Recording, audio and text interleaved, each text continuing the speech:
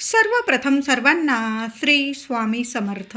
स्वामी महाराजांच्या कृपेने तुमच्या सर्व चांगल्या इच्छा पूर्ण होत ही स्वामींचरणी प्रार्थना करते आणि आजच्या व्हिडिओला सुरुवात करते.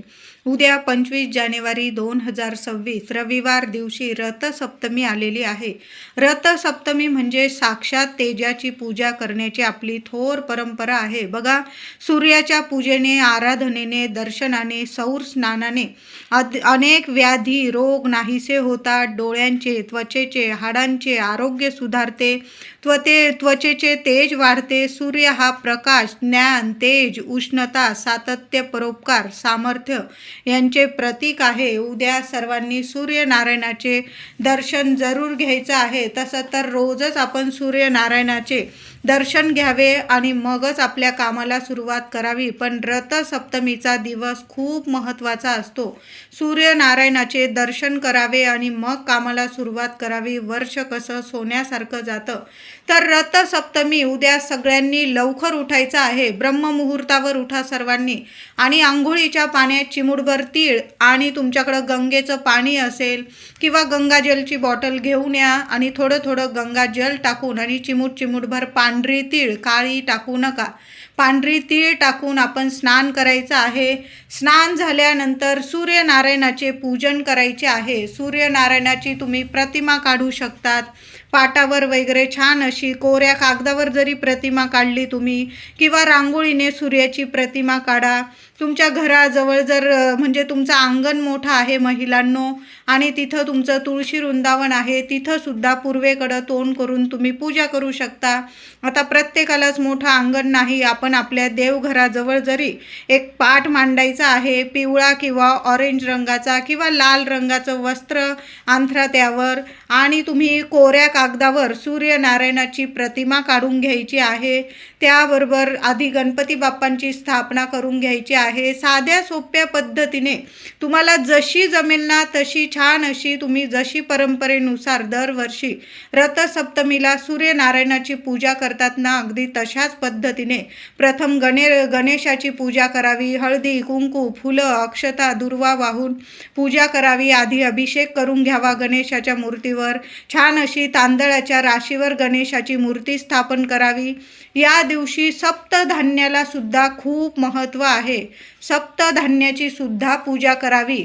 बघा, आपण मकर संक्रांतीला जे सुगड पूजलेले असतील आणि ते तुमच्याकडं असतीलच, प्रत्येकाकडं असतात. प्रत्येक सुगडमध्ये 7 धान्य तुम्हाला प्रत्येकी गहू, तांदूळ, मूग वगैरे जे धान्य असेल तुमच्याकडं, चवळी, सर्व धान्य त्यात भरायचं आहे प्रत्येकी. आणि एका धान्यामध्ये तुम्हाला धने घ्यायचे आहे, पिवळे धमक धने घ्यायचे आहे. त्यावर थोडासा गुळाचा खडा ठेवा. असे 7 धान्य घ्यायचे आहे. सुगडामध्ये पूजन करायचं आहे. हळदी कुंकू, प्रत्येक सुगडाला हळदी कुंकू व्हायचं आहे. तुमच्याकडं जर नेहमी परंपरा असेल दरवर्षी अशा पद्धतीने करायची पूजा तर नक्की करा. तुम्हाला नसेल करायची, फक्त एका सुगडमध्ये तुम्ही धने घेऊ शकता. त्यावर गुळाचा खडा ठेवा आणि देवघरात जरी तुम्ही सुगडमध्ये धने पूजले ना तरीही सप्तधान्य पूजल्याचं तुम्हाला पुण्य फळ मिळणार आहे. वर्ष कसं सुख समृद्धीचं जाईल. तुमच्या घरात धन, धान्य, पैसा, ऐश्वर कशालाच कमी पडणार नाही. म्हणून महिलांनो, तुम्ही वेगळी पूजा मांडत असाल तिथं जरी सप्तधान्याची पूजा करा किंवा एक धान्य म्हणजे तुम्ही आपण हे जरी घेतले ना धने, अख्खे धने तरीही चालेल. पण उद्या धान्याच्या पूजेला सुद्धा खूप महत्त्व आहे. रथसप्तमीला पूजेत सप्तधान्य कर्यांमध्ये अवश्य ठेवा. नाही एवढं ठेवता आलं, मूठभर धने आणि गूळ नक्की ठेवा. पूजा करा. नंतर तो प्रसाद स्वरूप सर्वांनी खायचा आहे. रथसप्तमीला 7 या आकड्याला खूप खूप महत्त्व आहे. माघ महिन्यातील शुक्ल सप्तमीला रथसप्तमी आपण साजरी करत असतो. या दिवसापासून सूर्य आपल्या रथात बसून प्रवास करतात. या रथाला 7 घोडे असतात म्हणून रथसप्तमी आपण साजरी करतो. या दिवशी आदित्य नारायणांची पूजा करतात. आदित्य हृदय स्तोत्र. महिलांनो, दादांनो, उद्या देवघरात आंघोळीनंतर सूर्यनारायणाची पूजा करा. सूर्यनारायणाला उद्या सर्वांनी अर्घ द्यायचा आहे. अर्घ देताना तांब्यावर पाणी घ्यायचं, त्यात हळद कुंकू टाका, एखादं फूल टाकायचं आहे आणि सूर्यनारायणाला अर्घ द्यायचा आहे. खाली एखादी कुंडी ठेवा. मातीची, आणि त्यात जरी ते सूर्यनारायणाला अर्घ देण्याचं पाणी पडलं ना तर अतिशय उत्तम. सूर्यनारायणाला अर्घ दिलेलं पाणी ओलांडू नये म्हणून एखादी कुंडी खाली ठेवून घ्या. आपोआप त्या कुंडीत पाणी म्हणजे झाडांना सुद्धा पाणी मिळेल, पाणीसुद्धा वेस्ट होणार नाही तुमचं, आणि सूर्यनारायणाची सेवासुद्धा होणार आहे. अशा पद्धतीने सर्वांनी सूर्यनारायणाला अर्घ द्यायचा आहे, नमस्कार करायचा आहे. प्रथम उद्या हेच काम करायचं आहे आपण. रविवार आहे, रविवार हा सूर्यनारायणाचा आणि रथसप्तमी या दिवशी रविवार आलेला आहे. रविवारी रथसप्तमी आल्याने अतिशय सोन्यासारखा दिवस आहे. सगळ्यांनी आंघोळीनंतर सूर्यनारायणाचे दर्शन घ्या. लहान लेकरांकडून सुद्धा सेवा करून घ्यायची आहे. अवश्य सर्वांनी सूर्यनारायणाची सेवा करा आणि मग आपल्याला दिवसाची सुरुवात करायची आहे. उद्या देवघरासमोर किंवा पूर्व दिशेकडं पाठ मांडा किंवा आसन घेऊन बसा आणि आदित्य हृदय स्तोत्र पठण करायचं आहे. महिलांनी करा, दादांनी, विद्यार्थी ज्यांना वाचता येतं त्यांनी सर्वांनी आदित्य हृदय स्तोत्र एक वेळा पठण करा किंवा तुम्हाला जास्त वेळा पठण करायचं असेल करू शकता. सूर्य स्वयंप्रकाशी आहे, अन्य सर्व ग्रह त्यांचा प्रकाश घेत असतात, म्हणून रथसप्तमीला सर्वांनी सूर्यनारायणाची पूजा अवश्य करायची आहे. उद्या महिलांनो सकाळीच देवपूजा केली, सूर्यनारायणाची पूजा करा, देवपूजा करा छान. सर्व देवांना अभिषेक करायचा आहे, तो म्हणजे दुधाने. गाईचं कच्चं दूध घ्यायचं आहे. पुडीचं जरी येत असेल तापवण्याच्या आधी एका वाटीत काढून घ्यायचं आहे आणि त्या दुधाने गणपती बाप्पा, जेवढे देवी देवता असतील, बाळकृष्ण, विठू माऊली, सर्व देवी देवतांना, आपली कुलस्वामिनी माता लक्ष्मीची मूर्ती असेल, सर्व देवांना दुधाने अभिषेक करायचा आहे. उद्या दुधाने अभिषेक करायचा आहे सर्वांना. नंतर एक दिवा, आपल्या देवघरात तर आपण दिवा लावणारच आहोत, अखंड दिवा लावून द्या महिलांनो. आणि एक दिवा घ्यायचा आहे. तुम्हाला कलाव्याचा दिवा लावता आला उद्या तर लाल पिवळा धागा असतो ना, तसा धागा घेऊन दुहेरी धागा घ्यायचा आहे. तुम्हाला कळालं असेल माझ्या सर्व महिलांना. सेवा उद्या अवश्य करा महिलांनो. आता लाल पिवळा धागा नसेल मग काय करायचं, जी वात असेल तुमच्याकडं, फुलवात असेल किंवा दुहेरी वात असेल, तिच्या टोकाला थोडंसं हळदी कुंकू लावून घ्यायचं आहे. अगदी चिमूटभर हळदी कुंकू घ्या, सूर्यनारायणांचं नामस्मरण करायचं आणि त्या वातीला थोडंसं हळदी कुंकू टोकाला लावून घ्यायचं आहे. आणि तुमच्याकडं कलावा असेल तर दुहेरी कलावा घ्या, दुहेरी वात बनवा. मातीची जरी पंती घेतली तुम्ही तरीही चालेल. जे तेल तुम्ही देवांसाठी दिव्यांसाठी वापरता ते तेल टाकायचं आहे. दिव्याखाली आसन म्हणून सप्तधान्य ठेवता आलं ना महिलांनो, अगदी चिमूटभर 7 धान्य घ्यायचं आहे. गहू घ्या, तांदूळ घ्या, मूग घ्या, मटकी घ्या किंवा चणे असतील तुमच्याकडं, सर्व हे धान्य घ्यायचं आहे. त्यात थोडेसे धने घ्या. असं सप्तधान्य घ्यायचं आहे. एका ताटलीत ते धान्य ठेवा, त्यावर तो दिवा ठेवायचा आहे. दिव्याची हळद कुंकू फुलं अक्षता वाहून पूजा करा आणि तो दिवा तुम्हाला पूर्व दिशेकडे लावायचा आहे. तुमच्या गॅलरीतून जर सूर्यनारायण दिसत असतील, तुम्हाला दर्शन होत असेल तर सूर्यनारायणासमोर तुम्हाला तो दिवा लावायचा आहे. दिव्याला छान असं प्रज्वलित करताना तुम्ही तुमच्या मनातील इच्छा बोलायची आहे. मुलांविषयी असेल, तुमच्या विषयी, पतीविषयी, जी इच्छा असेल ना. उद्या रथसप्तमी आहे, सर्वांच्या इच्छा प्राप्ती होण्याचाच उद्याचा दिवस आहे. सर्वांनी एक असा दिवा पूर्व दिशेकडे जरूर लावायचा आहे. आता सर्वांनाच गॅलरी असेल असं नाही, तुम्ही महिलांनो घरात हॉलमध्ये वगैरे जरी पूर्व दिशेकडे तो दिवा लावून दिला ना तरीही चालेल. नंतर दिवा शांत झाल्यानंतर ती वात असेल ती निर्माल्यात टाका. पुन्हा धुवून वगैरे तो दिवा पुन्हा सेवेसाठी तुम्ही वापरू शकता, टाकून द्यायची गरज नाही. असा एक दिवा उद्या 9 वाजेच्या आत प्रत्येक आईने सूर्यनारायणासमोर एक दिवा जरूर लावा. गॅलरीत लावा किंवा वरती तुम्ही गच्चीवर वगैरे जात असाल, तुमच्याकडं गच्ची असेल तिथं सुद्धा लावू शकता. नाही आता काही जागा, पूर्व दिशेकडं फक्त तो दिवा लावायचा आहे. सूर्यनारायणांचं नामस्मरण करा आणि असा एक दिवा प्रत्येक आईने जरूर लावा. तुम्हाला जर उद्या 7 पळत्या घोड्यांची प्रतिमा घरात लावायची असेल किंवा सूर्यनारायणाची प्रतिमा घरात लावायची असेल, मग तांब्याची, पितळाची तुम्हाला हवी ती प्रतिमा सुद्धा तुम्ही पूर्वकडे आपलं तोंड पूर्वकडे असेल अशा पद्धतीने तुम्ही दाराशी वगैरे सुद्धा प्रतिमा हॉलमध्ये लावू शकता. खूप सुंदर अनुभव येतात. भाग्य तेजस्वी होतं. मुलाबाळांना तुम्हाला इतकी प्रगती मिळायला लागेल. उद्या रथसप्तमीचा दिवस आहे. तुम्हाला जर सूर्यनारायणाची प्रतिमा घरात लावायची असेल तर अवश्य उद्याच लावायची आहे. 7 पळत्या घोड्यांची प्रतिमा किंवा फोटो लावायचा असेल तर उद्याच्या उद्या लावा. खूप सुंदर अनुभव येतील. या दिवशी उद्या सर्वांनी पिवळ्या रंगाचे, ऑरेंज रंगाचे, केशरी, लाल असे रंग आवर्जून परिधान करा. महिलांनो, आपण संक्रांतीला पिवळा रंग वर्ज्य केला. उद्या रथसप्तमी आहे. आवर्जून पिवळ्या रंगाची साडी नेसा, पिवळ्या रंगाचे कपडे घालायचे आहे. ऑरेंज रंग असेल अतिशय उत्तम. केशरी, ऑरेंज असे रंग आवर्जून परिधान करा. लाल रंगाचे कपडे असतील आवर्जून परिधान करा. चुकून सुद्धा काळे, निळे, डार्क निळे असतील, काळ्या रंगासारखे दिसत असेल असे कपडे घालू नका. मळकट न धुतलेले कपडे, फाटलेले वगैरे कपडे उद्या अजिबात घालू नका. रथसप्तमी आहे. स्वच्छ धुतलेले वस्त्र नेसून आपण सूर्यनारायणाची, देवी देवतांची सेवा करायची आहे. महिलांनो, देवपूजा झाल्यानंतर किंवा आधीच तुळशीला हळदी, कुंकू, फुलं, अक्षता अर्पण करा. चमचाभर दूध अर्पण करायचे आहे. चिमूटभर हळद अर्पण करा. तुळशी मातेसमोर सुद्धा ओम नमो भगवते वासुदेवाय नमः, ओम नमो भगवते वासुदेवाय नमः 21 वेळा तरी मंत्र जपा. हात जोडून नमस्कार करा. तुमच्या मनातील इच्छा बोला. बघा, लक्ष्मी नारायणांची तुमच्यावर कृपा होईल असा हा सुंदर दिवस आहे. उद्या देवघरातील माता अन्नपूर्णेला अभिषेक घालून घ्यायचा आहे.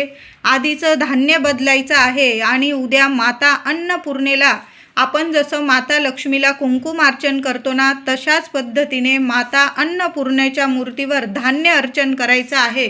7 धान्य घ्या किंवा 1 धान्य घ्या. माता अन्नपूर्णेला खांद्यापर्यंत माता अन्नपूर्णेला तुम्हाला धान्य अर्पण करायचं आहे. मोजू नका. माता अन्नपूर्णेचा ओम अन्नपूर्णाय नमः, ओम अन्नपूर्णाय नमः या मंत्राचा जप करा. माता अन्नपूर्णेवर अलगद पद्धतीने हळूच आपण धान्य अर्चन करायचं आहे, म्हणजे धान्य अर्पण करायचं आहे. माता अन्नपूर्णेला हळद, कुंकू, फुलं, गंध, अक्षता वाहून पूजा करायची आहे देवी आईचं. नंतर त्या धान्याचं तुम्ही तुमच्या साठवणुकीच्या डब्यात जरी धान्य टाकून दिलं तरीही चालेल किंवा पक्ष्यांना जरी घातलं ना ते धान्य, तुमच्या घरात वर्षभर काय आयुष्यभर कधी गरिबी येणार नाही. तुमच्या घरात अन्न, धान्य, पैसा, सुख, समृद्धीला कधी कमी पडणार नाही. माता अन्नपूर्णेची ही सेवा करत आहोत. त्याबरोबर माता लक्ष्मीला सुद्धा आपल्या कुलस्वामिनीचा टाक असेल, कुंकुमार्चन जरूर करा. 11 वेळा करा, 21 वेळा करा. ओम कुलदेवताय नमः, ओम कुलदेवताय नमः. माता लक्ष्मीच्या मूर्तीवर श्रीयंत्रावर कुंकुमार्चन करताय. ओम श्रीम नमः, ओम श्रीम नमः मंत्र जपा. जे मंत्र आवडीचे आहे ना, तुम्ही जो नित्य नियमाने माता लक्ष्मीचा, तुमच्या कुलदेवीचा मंत्र जपतात ना महिलांनो, तुम्ही तो मंत्र जपा आणि देवी आईला कुंकुमार्चन करायचं आहे. अन्नपूर्णा मातेला धान्य अर्चन करा. माता लक्ष्मीला आणि आपल्या कुलदेवी आईला कुंकुमार्चन करायचं आहे. कुलदेवीला 2 विड्याची पानं अर्पण करा. महिलांनो, तुम्ही जर गोड पानाचा विडा अर्पण करत असाल अतिशय उत्तम.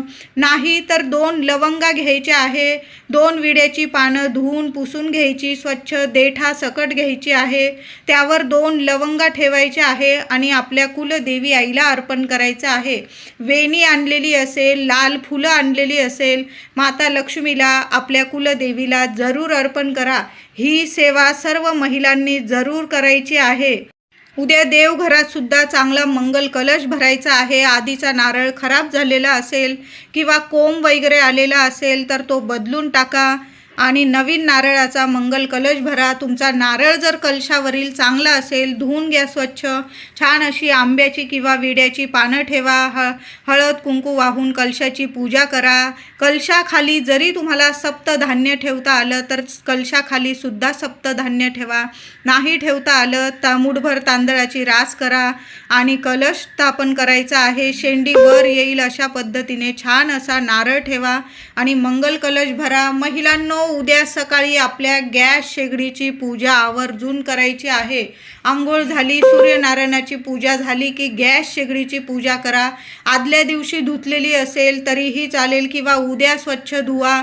हळद, कुंकू, फुलं, अक्षता वाहून गॅस शेगडीची पूजा करा. गॅस शेगडीच्या भिंतीवर आणि गॅसवर सुद्धा हळदी कुंकू ओलं करून स्वस्तिक काढायचं आहे. 1-2 मिनिटासाठी गॅसजवळ तुपाचा किंवा तेलाचा दिवा लावता आला तर नक्की लावा. खालून सिलेंडर बंद करा थोड्या वेळ आणि छान असा थोड्या वेळ दिवा लावा. दिव्याने ओवाळून घ्या गॅसची शेगडीची पूजा करा. आणि गॅसवर किंवा तुम्ही जर चूल वगैरे मांडत असाल छोटीशी, त्यावर तुम्हाला दूध ओतू घालायचं आहे. आता चुलीची वगैरे व्यवस्था नाही करता आली तर गॅस शेगडीची पूजा करून घ्या आणि गॅसवर जरी तुम्ही दूध ओतू घातलं ना चालेल. जो मकर संक्रांतीला आपण कर्याची पूजा केलेली, सुगड पूजन केलं, त्यातच तुम्ही थोडंसं दूध घ्यायचं आहे. दुधात चिमूटभर साखर टाका, 4 दाणे तांदळाचे, अख्ख्या तांदळाचे टाका आणि गॅसची पूजा झाल्यानंतर दूध ओतू घालायचं आहे. आता दूध ओतू घातल्यानंतर ते दूध काय करायचं तर सर्वांनी घरात प्रसाद स्वरूप खायचं आहे. आणि दूध ओतू गेल्यानंतर महिलांनो ते दूध पुसायची किंवा गॅस शेगडी धुवायची चूक करू नका. दिवस रात्र ते दूध ओतू घातलेलं तुमच्या शेगडीवर पडलेलं राहू द्या. हीच तर खरी आपली लक्ष्मी आहे. आपल्या घरात कधीच कशाला दुधा तुपाला कमी पडू नये. हीच तर खरी खूण आहे. आपल्या गॅसवर दूध ओतू गेलेलं उद्या पुसायची घाई करू नका महिलांनो. कधीच तुमच्या घरात दुधा तुपाला कमी पडणार नाही.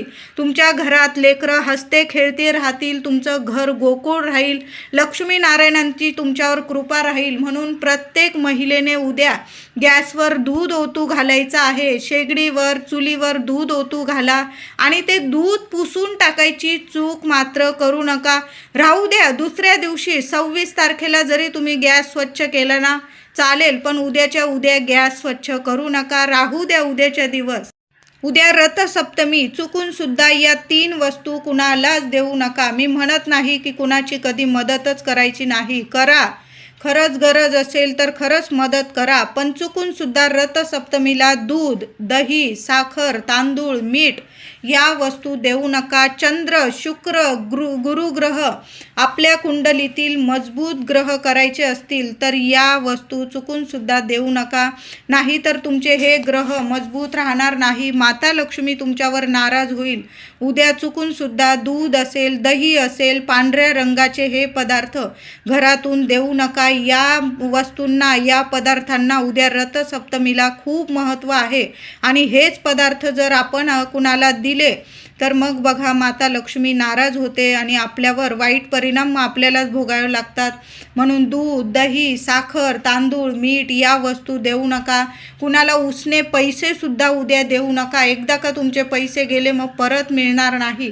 खरोखर काहींना गरज असेल तर मग त्या वस्तूंची तुम्ही गरज पूर्ती केली, तुम्ही घेऊन दिल्या वस्तू, औषध असेल, पाणी असेल किंवा मेडिकलची व्यवस्था असेल, तुम्ही करा मदत, पण पैसे कुणाला उसने देऊ नका. आणि दूध, दही, साखर, तांदूळ, मीठ या वस्तू देऊ नका महिलांनो.